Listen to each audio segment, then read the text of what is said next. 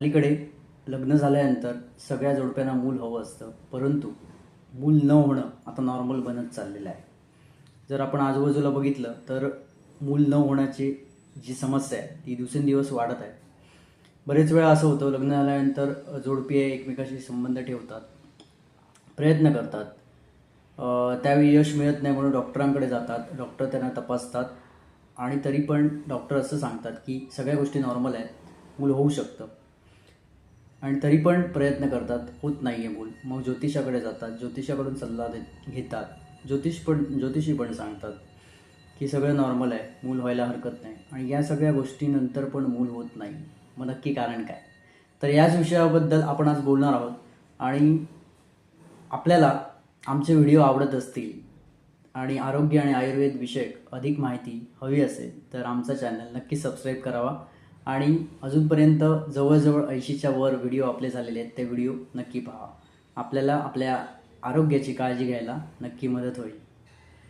तर त्याच्यातलं सगळ्यात महत्त्वाचं कारण असं सांगावंसं वाटतं की दृष्टिकोन नसणे.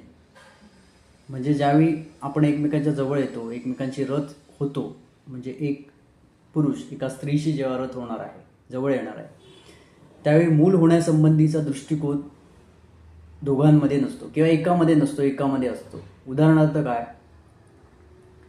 की बरेच वेळा काय होतं की दोन माणसं जी आहेत ती लग्न झाल्यानंतर वेगवेगळे राहत असतात. एक जण राहत असतो एका टोकाला, एक जण राहत असतो दुसऱ्या टोकाला.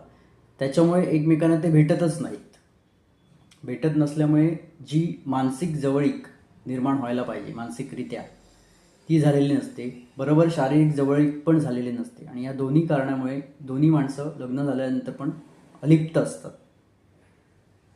लग्न कशासाठी करतो? समाजात राहण्यासाठी, एकत्र राहण्यासाठी. पण उच्चशिक्षित वर्ग हल्लीचा जो दिसतोय, त्यांची नोकरी आणि पैशाच्या मागे ते धावत असल्यामुळे वेगवेगळ्या ठिकाणी राहतात. आणि वेगवेगळ्या ठिकाणी राहत असल्यामुळे शारीरिकदृष्ट्या एकत्र येत नाही, बरोबर मानसिकदृष्ट्या एकत्रित येणं ही खूप लांबची गोष्ट आहे, लक्षात ठेवा.